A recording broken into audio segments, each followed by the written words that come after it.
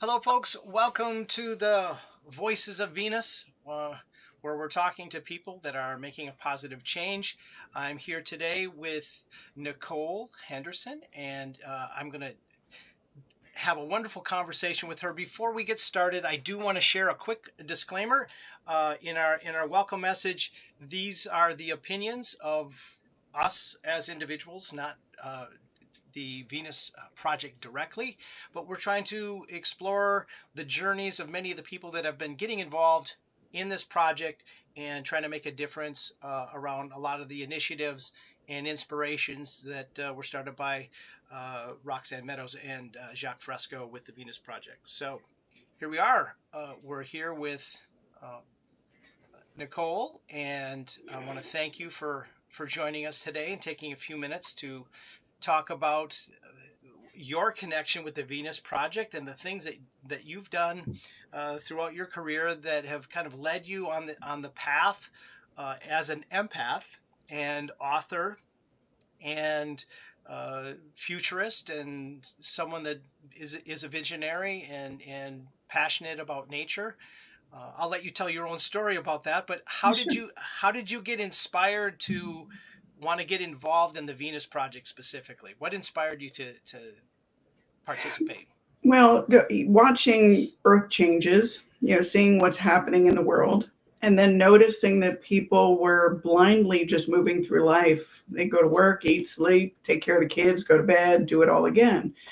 And when my husband and I decided to move from Kannapolis, North Carolina to the mountains of Tennessee, the thought was we really need to be in a place where farming and gardening is a big deal. We want to be able to grow our own food. We want to be able to sustain our lives in nature so that it's not about city life. We want to educate people on pollinators and the foods that they can eat. And I've been an herbologist since like 1994. Wow. So herbs, medicinally, they're really important to me. Our bodies resonate with certain things that help us to heal. Hmm. And so the desire to get involved with Venus, and I'm trying to remember how I actually found it. I think I was digging for sustainability projects, and I bumped into it. So I sent a letter and just said, "Hey, I'm interested in this. This is who I am." And then, of course, you have to go through the whole application process. But everything about the Venus Project really resonated with me. Yeah, I wanted to be able to support it. So using my skills and abilities as an empath, telepath, and remote viewing to be able to look at potential projects, see what kind of issues might come up, and then determine what might need to happen in order to move through those potential blocks or barriers. Um, and then also being able to, I'm a holistic health practitioner, so helping people with their health and wellness was important. Yeah, so it Well, seems like a really great place to get involved.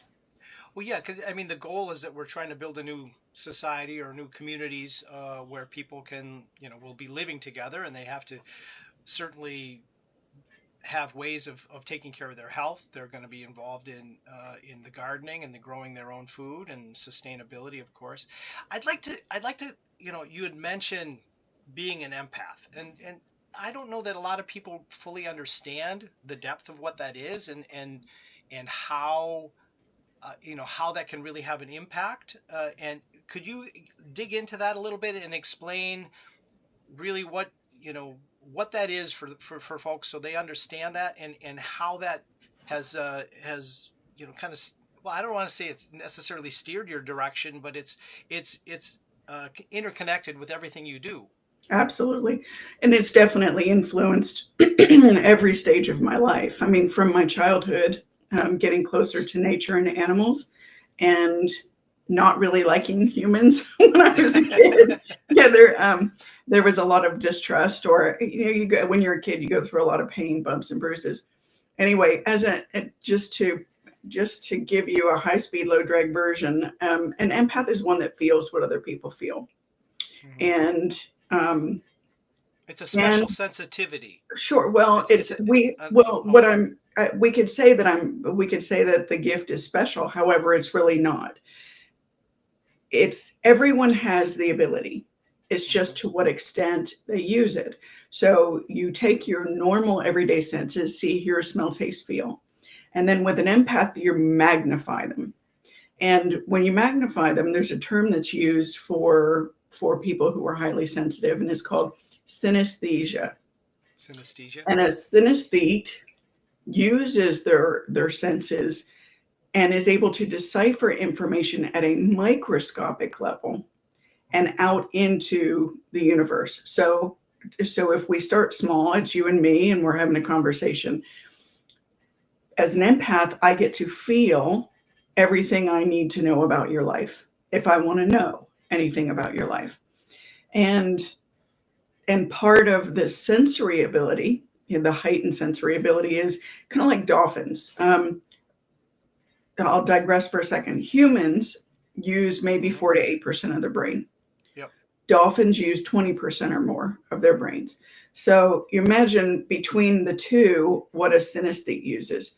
So when I'm using, let's say, what a dolphin uses, echolocation capabilities. When I want to know about a client, like I'm hired to do a remote viewing on somebody that's not well, and they've gone to every doctor known to man, but nobody's able to diagnose them. So they're given a diagnosis of, well, you have an idiopathic illness. Well, what that means is the doctor doesn't know what it is, but they're going to put a label on it, and they're going to write a script and give you some medicine and send you on your way. Mm-hmm. As an empath or synesthete, what I do is I use those echolocation capabilities to ping off of your cells, organs, tissues, bone, blood, to look for any abnormalities, any subtle or extreme issues, dysfunctions within the body.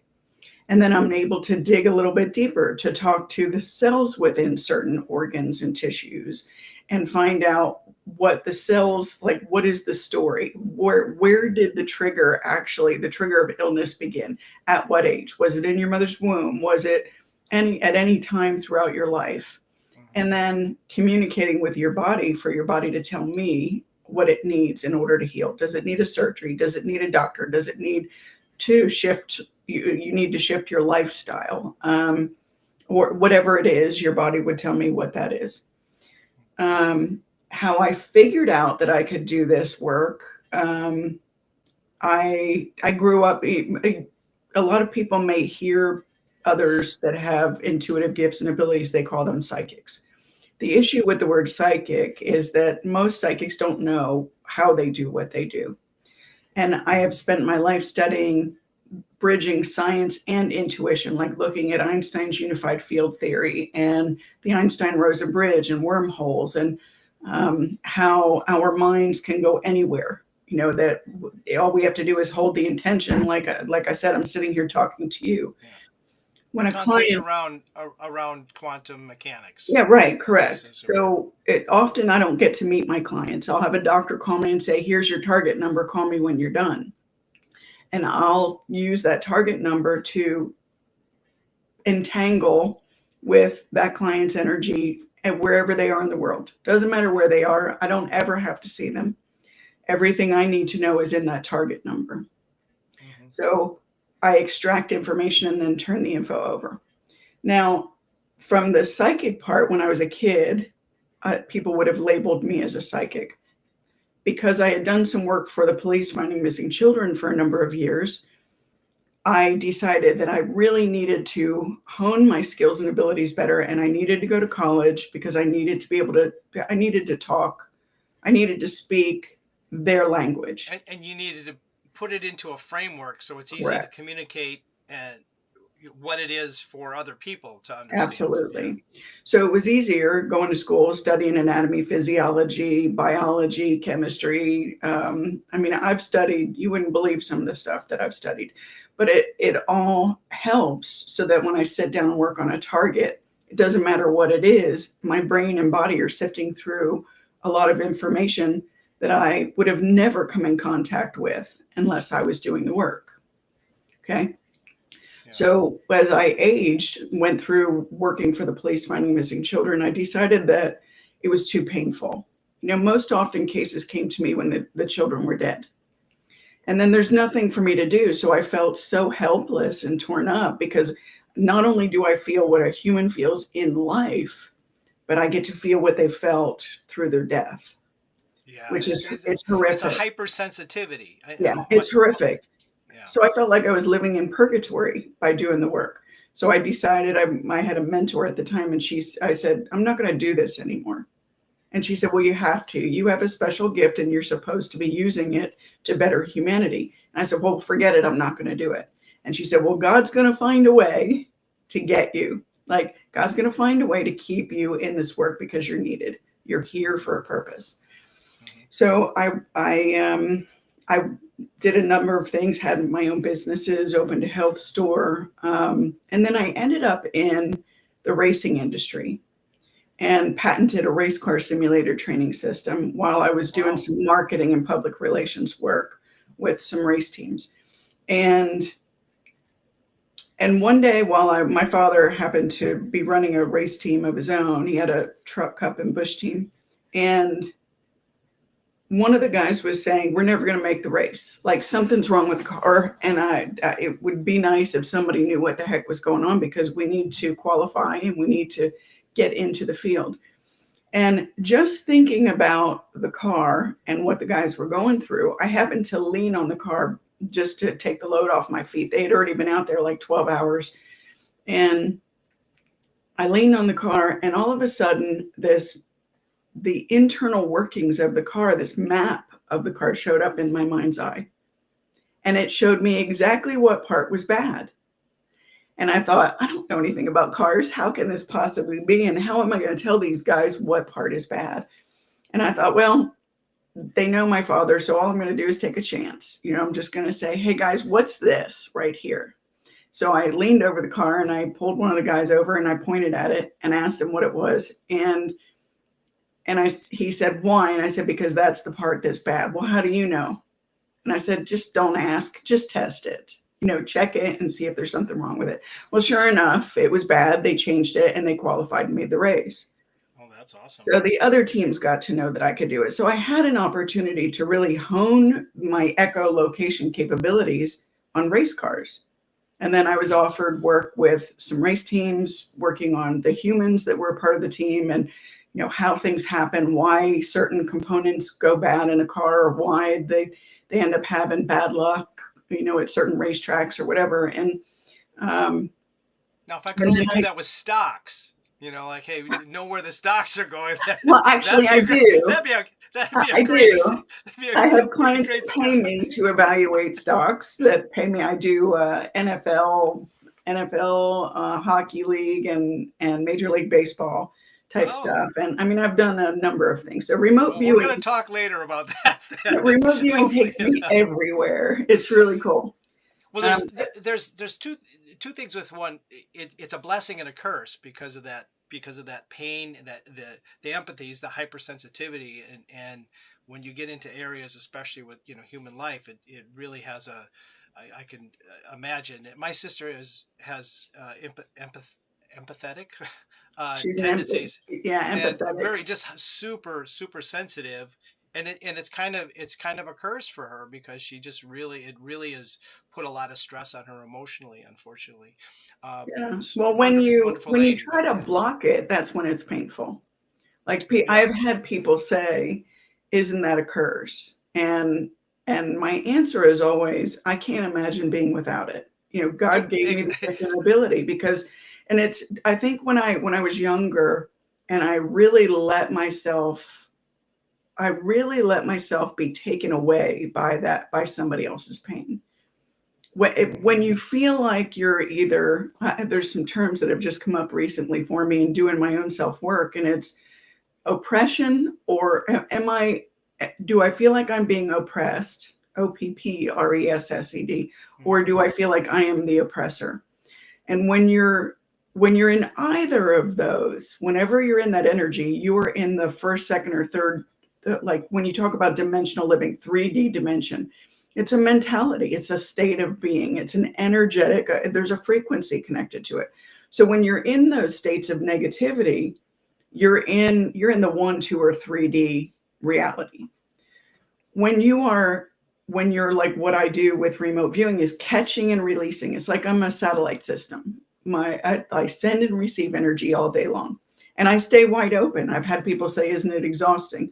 No, it's not, because if I need to know something, if I need to know somebody's thinking about me, or I need to know something's wrong with a client, their energy will immediately come up and my body will know it. And I'll know exactly who it is because I've entangled with their energy through these remote viewing sessions.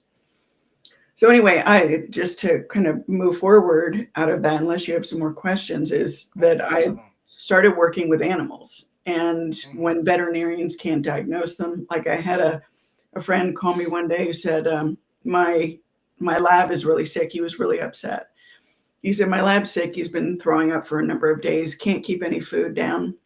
And I said, well, where is he? And he told me he was at the emergency vet. And I said, well, if the vet will let me in to see him, I'll lay my hands on him and see if I can see what's happening. And so we asked the vet for permission. I went into the emergency vet's office and everybody backed up. And I sat down with the dog and laid my hands on. And I don't have to lay my hands on, but if it's a difficult situation, or It helps. if there's a lot of noise or a lot of people in the room, sure, using your hands. There's a technique called psychometry, and it's reading energy through vibration. So when you lay hands on, your hands kind of act like an MRI machine. Mhm. And I was able to see a tumor attached to his gut, the dog's gut. And I told the vet, and he said, well, we've already done scans, we're not seeing it. And I said, well, his body is showing me the tumor. And I said, aside from that, when I first started, when I laid my hands on, the dog was upset. And I said, he chewed off his PICC line this morning. He was really upset because it wasn't seated right. And everybody was like, oh my God, how could she possibly know that he chewed out his PICC line? And so it's there. When I learned that I could do it with animals, horses, like I've worked on race horses, and I mean, I have tigers and mountain lions in animal sanctuaries. Um, I realized that I needed to go back to school to get a degree, and I really wanted to focus on the sciences because I wanted to Mhm. prove that our intuitive abilities, that it wasn't some out of this world thing that only a few could do. So Mhm. I really studied the sciences and looked at physics and studied Einstein and a number of scientists, cosmologists, and um, I mean, I really ran the gauntlet and wrote the book, The Art of Peace. It actually Which, started off as C mhm. because of when. Well, anyway, I'm not gonna. We won't go Well, there. We're going down it's another rabbit hole. yeah. Well, it's not like, hey, I'd like to be able to have to become an empath. 9.99. You buy the box. You I can't know, really right? do that, right? Well, Like, I can but teach people, like, within 5 to 10 minutes, I can show you how much power you have in that short a period of time. So it that's we're all capable. It's just if we're taught. Most of yeah. us That's don't know how to tune out all the other noise. Well, that's certainly something I want to learn. So I will follow up on that. But I want to get to Okay. a few other questions. One thing, while we're on the topic, you did share with me parts of your book at one point here, and I took a Yeah. listen, and that's where that Yeah. story was, and it's interesting because it's backwards on Oh. in the picture that I see. Because well, now it's I know. I don't know if it'll show the right way when it actually displays, but it's backwards there, or It's a if it's a mirror setting, image. maybe it's another text setting that I have to change here. But that's one of the stories that's in your book is kind of how you got there Yeah. into this, and then what it's like to be an empath, and then some of the things that you talked about as far as what you do and how you do it. And you also have a website. We're going to share this information uh, later here a little bit more. But here is your website, and that is See See infinitely. Infinitely. And then you also have one if people want to connect with you about public speaking or to purchase your book. They can just go to Nicole Myers Henderson, which is NicoleMHenderson.com, and Correct. and and check out your book. And there's one book done, another one in the works, and two more that are you know coming soon. So you've kind of got your whole trajectory here of some great works. So that's Well, awesome. there are others, and what I did was I took them apart. I took them apart and put them into the See Infinitely platform. So I was working today on a link that would allow, when you go into See Infinitely, you can sign up for free. Just do your email address and give me some of your contact info, which will never be sold. But you can, yeah, like through Life Mastery and Science, and then right down below it says See Infinitely webinars. They'll be able to log in, and then once they log in, I will send them the link to the See Infinitely webinar site. And that's Awesome. where they get, that is, let's see. So the And, first book, and you the first, monitor that chat so that if somebody has a question as they're looking at your website, you can say, "Hey, here I am. Help me. I'll tell you what you need to know." Right? correct. So the Wonderful. first book was On Sacred Time, Tapping the Power Within. And I broke that up into pieces and actually republished it through the website under Live on Sacred Time. And that shares like the beginning stages of really understanding psychic ability, intuition, some of the experiences I had with how medication affects the human body, and how a doctor had given me medication that almost killed me. And anyway, so there, that, and then Live on Sacred Time is on there, and then Heal is also a part of that platform, where you can do your own self work. Like, it walks you through the steps of how to communicate with the cells within your body, the God within you, and listen to it more deeply to get answers to your questions. And it doesn't matter what the questions are; it's just being clear on what you want to know. Wonderful. Hey, let's kind of shift our gears back to the Venus Project and what we're collaborating. We're going to collaborate a little bit on this podcast moving forward, and hopefully we'll have many more of these for people to tune in and meet some of the people that are contributing and participating in this whole movement that Jacque and Roxanne have inspired, and it's really exciting to see that it's growing so much. One of the projects that we're working on is with the Venus Project is some land in Brazil. With my wife and a team of folks that are advising. Um, in one of the things that I noticed with the group, there's some really scientific people that are collaborating and gathering great information for growing food. I'd like to touch on the food aspect of and the herbs and that piece of what you're doing, and and because I think that's a real strong area where you have a lot in common with the current activities that are going on, because they're doing a lot with aquaponics and several other systems for regenerating land and so forth. So how do you see the herbs and the various things that you're doing with that? I think you had mentioned, I think one time, that you were working with a seed bank Yeah, locally. Is that correct? Tell me yeah. about elaborate on that if you would. So I have a nonprofit organization. It's Grow Well Appalachia, and it's a nonprofit 501c3. And with that, what I decided to do was looking at this area and thinking about all the things that could potentially happen on the planet. You know, we headed into a new president, um, dealing with an old administration, and then realizing that this area really could use some sustainability projects.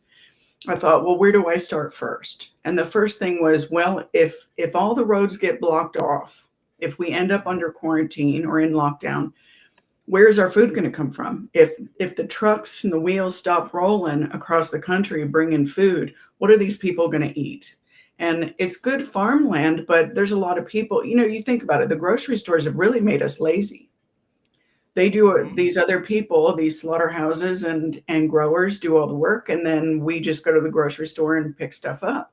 And I thought, we really need to wake children up and get them back to the earth. We need to teach them more. So with Grow Well, I decided the first step was going to be partnering with organizations across the United States to catch and release seeds, like to do a seed exchange program. So I connected with the local library here, Johnson County Mountain City, Tennessee Library, and asked them if they wanted to do a seed library program. It's kind of like borrowing books. People would go in, they look to see what seeds are there, they sign in, they write down what they're going to take, and then they grow them and bring us, when they harvest, they bring us back seeds. And there's also a part of the program where they can donate heirloom seeds into the program. So that's connecting with the organization. The first organization I connected with is Seed Savers Exchange, and they're in Iowa. Beautiful people, very knowledgeable. And then connecting with the University of Tennessee Agriculture. I mean, there's a lot of really good people that want to get involved and be involved in educating people more thoroughly. And then Well, if we get enough, I'm sorry, if we get enough seeds, we're going to do a perpetual seed bank, well, which means bigger. I'm thinking, people they grow stuff, Mhm. and they just don't necessarily always think about saving the seeds and how important that is. Uh, I mean, you can even, like, let's say you take uh, celery. Let's say you chop it up. My wife has taken and just put the core in a pot and it grows. It's like, hey, like, there's so many things where the food will regenerate itself, and if people save the seeds and get in the habit of that, that can really have a big benefit to uh, sustainable food for themselves. Yeah, And absolutely. you My know, niece even showed me how to take apple seeds out of the apples from the grocery store and reseed them, grow them from seed. And I've got 7 apple trees of Honeycrisp wow. and Gala apples. But the local grower says, no, you're going to have to graft in a local mountain tree. So once they're big enough, we'll have. Asked him if he'd come over and graft in and show us how to graft so that we can do it ourselves. Uh, my wife has been playing around with a couple lemon trees, and some have successful, some is not, where she's like grafted the little pieces together.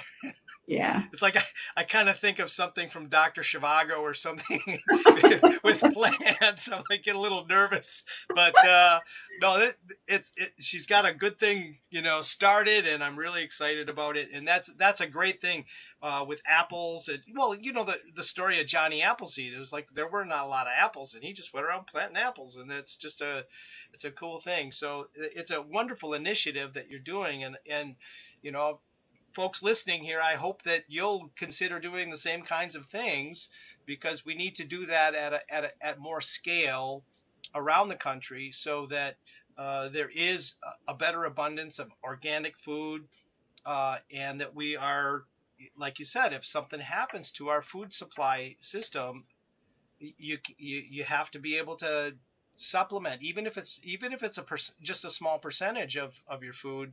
It makes a difference, and I think it's going to be important for people, especially with inflation and grocery prices going up. If people get in the habit, I went to the grocery store, and this young kid was in the produce department, and he came up to help be cashier, because the other cashiers were slow, and I'm waiting in line, and he didn't know what a rutabaga was. Oh, He well, knew what I mean, like, that he's simple not thing. eating it. Well, They don't know no, it but he unless they're didn't. taught. He should know what everyone is if he's working in the produce department. I mean, Yeah, like, help. What's that called? I know, Okay. right? I have no clue. Let me take a picture of it and look. And that's the Wait, easy part now. They could just use apps on their phone. well, yeah, that's fascinating, actually. Well, it's like they think macaroni and cheese is food. I'm hungry. Let's get some, or whatever. Yeah, let's eat some plastic. No. Well, this is the whole thing, and I talk about this a lot. And technology makes us dumber. How, where would we be without our GPS? How many people are really remembering or familiar with how to use a map, a calculator, the same kind of thing? And we've gotten so separated from how our food is actually made Right. that we lose track of it. I mean, I'm lucky. I grew up on a farm. My wife grew up on a farm, so we had that in our roots. But a lot of the younger generation that's grown up in more of an urban or city life, they just haven't had exposure to it. So it's a whole new in a whole new Yeah. generation. Well, what's scary is there's an organization. I don't know whether you've heard of them, Mercy for Animals. Have you seen them? No, I haven't. Man, they go in and do investigations into farms and slaughterhouses to see what's happening to these animals, and to watch their videos. And anybody who is empathic, like who cares anything about animals, be careful when you go in to watch. You really have to be prepared, because it's horrific. Well, the reason why I bring that up is because an article just hit our newspaper here locally that said that they're going to be opening a meat processing plant, that the city or county has agreed to allow it. And the first thing in my brain went to, holy crap, do they have any idea the type of people it takes to kill animals? The horrors, the PTSD, the anger issues, the drug issues, the drinking issues, that you think about what those workers have to endure to take a life of something that's going to scream in pain and not want to die. Well, I read the newspaper and I thought, I can't believe that they didn't do an environmental study to see how a slaughterhouse would impact the region. I can't believe they didn't do Mm. a survey with the community to see how the people would be impacted, how they would feel about safety and security. Because a lot of these people are bad people. They steal, they beat their wives, or there's some bad their kids. I mean, there's Well, some bad stuff that happens. that negativity promotes that more negativity. Yeah, It's well, the the bad part, the worst part is that anything we do to the animal that's going to end up as our food, the adrenaline rush that those animals feel at the time of their death, or even walking down the cattle chute before they get hit in the head with a nail so that they're rendered almost unconscious, that they think they don't feel the pain, they don't understand what's happening to them. When that gets chopped up and put out there, anything that animal went through in its life and into his death, we're taking in. So on an energetic level, people don't realize that it's affecting the cells of our body and the frequency of our energy beings. well, So that's that another. frequency is a huge thing. I mean, I'm into music and that sort of thing, and I'm studying the geometry of music. And if you think about quantum physics, I don't know if a lot of people are paying attention to that, but the smallest little thing, a quark, inside of it is just, it's a sine wave. Everything is a wave. Everything is a wave, and that's how we're all interconnected. And it's really opening the latest discoveries in science are opening up how interconnected really we all are. And a lot of the Native American and Eastern spiritual philosophies and so forth, they really explored that. They became wise and aware of some of these things. They couldn't necessarily explain it, other than what they might have written, in some kind of a, cave drawing or Petroglyph. something like that. Or what? Yeah, exactly. Thank you. That was what I was looking for. But they knew it was there, and we're starting to find a way to to have scientific uh, understanding around a lot of the same principles. So I think that's great for our society as we're kind of awakening, if you will, and becoming Yeah. more sensitive Well, to that. that's entanglement. That's entanglement Exactly. theory. So it's Book and number 4. Look for it. So well, right, exactly. People need to understand. We need to stop walking around like dumb stinking robots, thinking that anything we do doesn't affect anything else. Everything you say, do, and think, even thinking, affects other things, other people. Um, you don't realize that you were talking about waves, energy waves. When we think a thought, like when I'm talking to my grandson or my stepdaughter, and somebody tells a lie, that lie that they're getting ready to tell affects their one of their weakest organs in their body, which then pings off that organ in my body, and it makes me feel like I'm falling. It makes me feel like I'm being sucked out of my chair or that I'm falling over. And I can clearly say before they open their mouth, choose your words wisely, because you were just going to lie to me. Well, well, how do you know? Because, and I could even tell them what their thought was that caused mhm. that organ in their body to respond. Well, it's just like when you're aware of something. Okay, like my specialty is music, or a lot about herbs as an example, and somebody just starts talking about it like they know what they're talking about, and that they don't. Yeah. And there are different kind of different levels of consciousness and awareness, very much like you have the gift of empathy, in being able to read and have a sensitivity to that. And it you know it of course, like, there's people that are incredibly smart that have, they have to, they kind of have to wind down and I don't want to say come down to a level, but they have to be able to the, Empathize. empathize Right. Yeah. with where they're coming from. And there are people, from my observation, there's so many people that they're everything that they're trying to do is to go, I don't want to think anymore. They Right. They get don't. they're pushed into this stressful situation with whatever their work is and all these things and all this information coming out. It's an overload. So you have this overload of stress put on you, and then it's like, oh, I just don't want to think anymore. I just need to let go. And then so that people are getting kind of conditioned to just not want to think. It's just Right. it's too much, and it's an easy trap to get into when I've shared with you the premise of my book, Your Compass List, and and a lot of what I'm about and what you're about with a lot of what you're doing is we're all about empowering people and being on this journey of educating ourselves, making ourselves better, because the best thing that I can do for you or anybody else that's my friend is to be the best person I can be. Yeah. So that, because that will help you and that what you doing that is going to help me. So that's the best thing that we can do as individuals, is to be our best and always strive to be better. And that's and that journey, and that comes to kind of reconditioning ourselves so that we can be able to do that. And it's a cycle in the other direction, because once you get excited about it and you get inspired and you get motivated, it's like you're writing, 2 books that you haven't fully written yet. You're working on them. It's like I was joking before we started. It's the kick in the pants. It's that inspiration. It's that push and that drive, and it excels, or Yeah. A lot of it mine builds a. comes from raw experiences.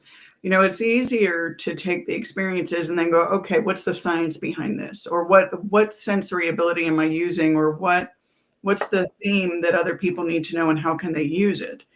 You said something and I kind of drew a blank, switched gears already, and I'm sure I'll think of it again. But what's happening in the world, and I think it's really happened more so since the pandemic rolled out, Mhm. and it's this divide and conquer philosophy. So they put stress on us, make us feel like we are in danger, put us in a place where we feel like we need protection and that we need to do what they say instead Is of that kind of like listening. the mob Yeah, with insurance? Somebody could burn your place down if you don't get my right, insurance. no kidding. But as soon as somebody does burn your place down, we're going to cancel you and we're never going to Yeah, pay you anyway. exactly. California is a good example of that right now. Well, yeah, But I the don't. issue, what comes up is That's tragic. apathy. So Mhm. people get so overloaded, all they can say is, I can't care about that person right now. There's nothing I can do to help them. I have to shut down, or I can't deal with their anger, or I'm angry anyway. Well, if we go back to those 2 words that I said earlier, oppressed or oppressor, when you feel like you're being oppressed, and I've gone through this. I mean, I'm 58 years old. I've been living here in this area in Tennessee for 3 years. And I want to know the vitamins that you take and the herbs, because you look good for that age. oh, I you're mean, sweet. hallelujah. So what I now you got me off I track see. I again. got you. That you compliment somebody and they just I woof, know it. train wreck. There they go. Bye bye. Thanks a lot. All And right. so I know what it was. So here locally, it's like when we moved here, I thought, well, I have all these skills and abilities where I could really be of use to people. And when I got here and I met a few of the elderly folks in the neighborhood, they were sick, having issues, couldn't get into the doctor because of this COVID crap. And they didn't know what to do to heal their body. So I just said, all right, I zoned into their body, checked out what was needed, told them what herbs and things that they needed to take, sat there with them while they took them. And within 20 minutes, they actually felt like they didn't have to go to the hospital. So, it's simple, easy peasy stuff. But when I got here and then during these 3 years, people have gotten to know me, but they don't know me. And they absolutely don't understand that they have the same abilities I do. They just haven't chosen to use them and haven't learned how to use them properly. So there's that whole, I don't want to be anywhere near. And even I could be as God fearing and scream it from the rooftops, but there's still going to be people who say, no, what you do is demonic, Well, or they're, there's you're people, not of God. people, and this kind of, comes, this is a lot of what prejudice is based in too, is that it's related to fears of Yeah, what somebody doesn't understand. right. And that's one of the reasons why I kind of went into wanting to explore, talking about your empathy, because it's so misunderstood. I mean, kind of shifting on in another. Well, wait, I'm like over here. Anyways, shifting to kind of another realm. People that struggle from mental illness. Mental illness is a big uh, issue Yeah. that are that we're struggling ish. I have it's affected my life and people that I know significantly, and it's so misunderstood because it's one of those things that people don't want to talk about it. They're afraid to talk about it. Um, and if you break your arm, oh, my arm's broken. It's all swollen. It's red here. I can see that. But Hmm. it's hard to see when somebody has, a mental challenge that they're struggling with, um, because they're conditioned to not talk about it and hide it. How you doing? Oh, I'm doing Well, great. Well, yeah. I'm not doing so good today, but I'll get through it. I appreciate you asking. There's a different kinds of responses in the way people will internalize and respond. And on the other side is that the people are going, "How you doing?" They don't really give a shit. Excuse my language, but it's like You like don't ask they're if you just don't like going need through it. the motions too. You know what I'm saying? Yeah. So you got kind of the both sides of it, and it's easy thing to get caught up in. I've found even too where you get into these patterns and these routines, and you're so it's like making sure that you step back to really care, and that's kind of what I think a lot of what I'm getting from the people that are involved in the Venus Project. They care. They really care about what's going on, Hmm. and they're really working hard to try and not get sucked into the norm of society's significant influence, I think, on, I mean, there's always this challenge. We have capitalism, and we have the more community. How would you phrase that for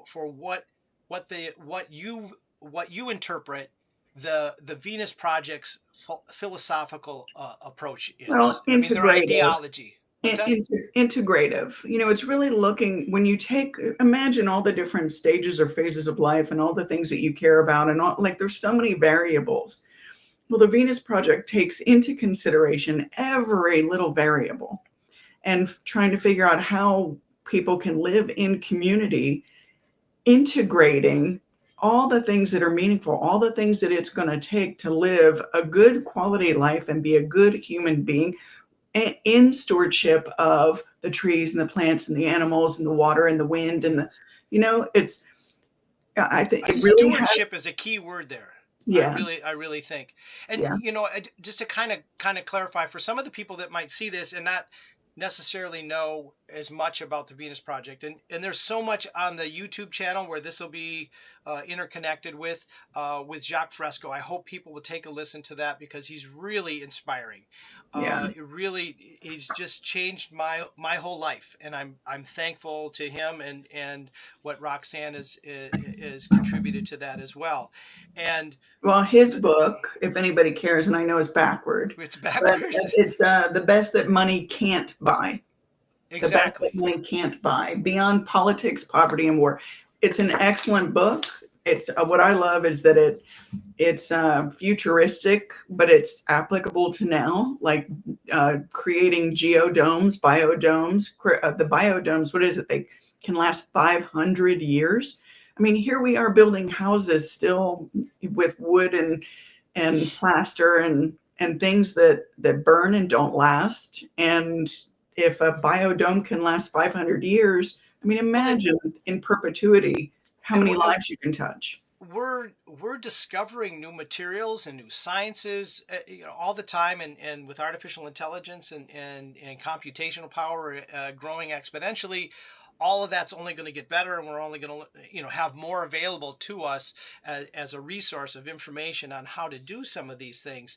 But one of the things to keep in mind, that, and this is my personal observation, there's this, what I see as I kind of look out into other communities, there's a lot of communities that are, I don't want to say similar to the Venus Project. There's a core group of volunteers working in the Venus Project, and there's a couple really exciting projects. One, the one in Brazil. There's a big one happening potentially in Peru. There's some stuff going on in Africa. There's some stuff going on in India. So there's a lot of things that are going on globally with various communities and their teams and collaborating and that sort of thing. But there's so many other communities outside of the Venus Project. Mhm. And what's so exciting to me is that many of them have been inspired by what Jacque started. Right. The Aravana Project, Travis and Elizabeth, wonderful people. Travis has done some incredible work with a standards program, and Elizabeth is an architect and a designer, and they're working on some projects in Brazil as well. And they've met with Roxanne and been out to the Venus Project, and a lot of their work has really been inspired. It kind of fills in the gaps, and that's the thing. Jacque wasn't trying to be like, "Hi, I know everything. I have all the answers." He's like, "This is where go look for the answers," and he inspired people to go, hunting and to open their minds. There's people that are so brilliant, like Daniel Schmachtenberger, that say so many. I mean, gosh, I could listen to him forever. He really has a way of putting a lot of these concepts and his education. Well, actually, Jacque was a mentor of his when he was younger, but he has so much information, and I encourage folks to go pay attention to what Daniel is presenting out there as far as concepts around this. But What I liked is that Jacque didn't finish school. He went to school and was so disheartened by what they were teaching, he wasn't learning anything. He was self-taught throughout his life. I mean, it's amazing to know what this man learned. He became a very good detective. And it's kind of like doing the work that I do as a medical remote viewer. It's you have to be open to everything, look at everything, and figure out how it applies to where you are in your life. I mean, it's like when you're connected to source, when you're wide open and streaming, and you're not in judgment, that all the information you need comes. Like the right people show up at the right time, the right books show up at the right time, the right people are praying for you at the right time. They're like, everything is connected.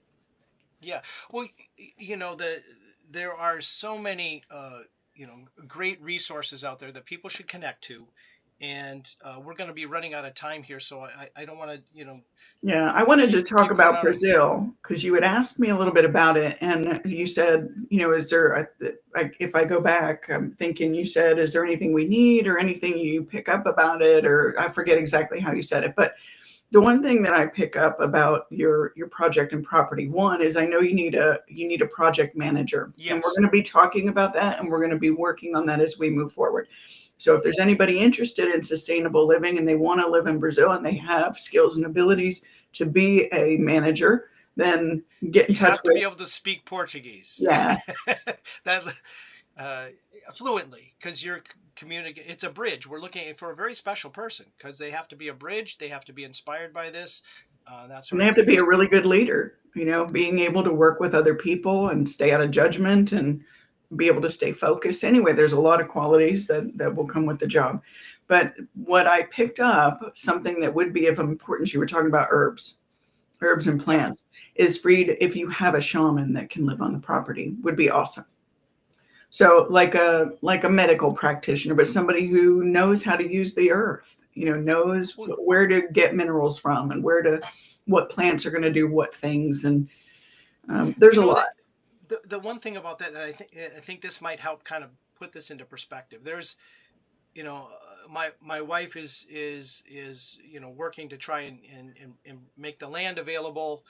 The Venus Project is there's a group of people that are consulting and putting it together. The current group of people were not necessarily planning to live there. Mhm. Okay, what we are is we're trying to help build and design and initiate a community of people, support a community of people, help them be successful Mhm. in that kind of I don't want to the word utopia isn't correct, but an eco village that is sustainable and environmentally friendly stewards of the land and the resources that are there within the guidelines of what's right, really.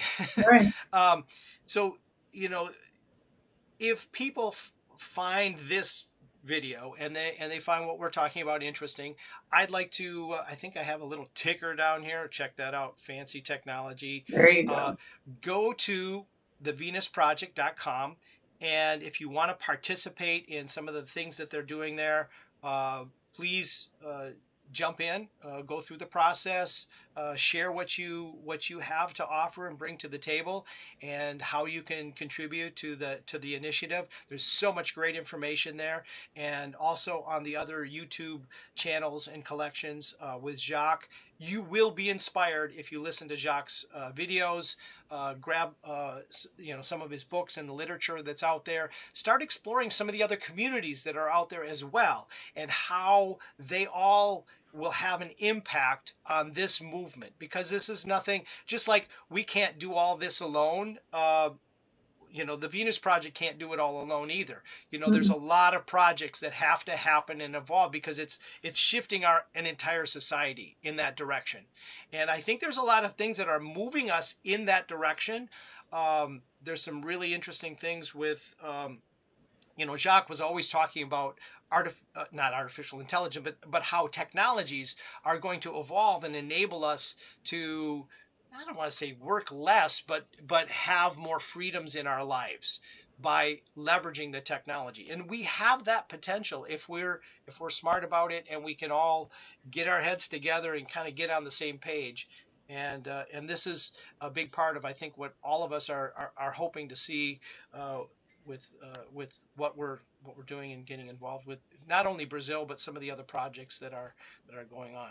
And Yeah, I, I'm excited to see what can be created all over the world with the Venus Project. So I'm ecstatic about being a part of it and being able to help, being able to offer my skills and abilities for crossing timelines and looking at potential projects or land or what issues could exist or whatever, yeah, help, and whatever. we're just a couple folks that are Little fish. passionate and care, and it's like, okay, we're going to do our little piece of it and put it into the puzzle, and Mhm. if everybody else does a little piece, then we're going to see something great happen. And I look forward to talking with many of the other people from that are volunteering in the project, and someday I'll interview Roxanne and some of the other folks that are leading this initiative. There's some also, I haven't really mentioned that there's a lot of development over at the Venus Project in Florida, and they are also having their tours. I've been meaning to get over there myself. Several of the other people we work with have been there. And have you been there yet? No, Okay. I want to go. It's just It's difficult for my husband to travel right now. So we're, Yeah, if we can work it out, we'll make the drive down. that'll be that'll be awesome. So, Mhm. any closing thoughts on things that we should share before we wrap this up and move on to the day of getting stuff done and More being happy internet and positive? stuff. Yeah. Yeah. No, I think just like you said, the books, it's really a great idea to look at the Venus Project and what's happening.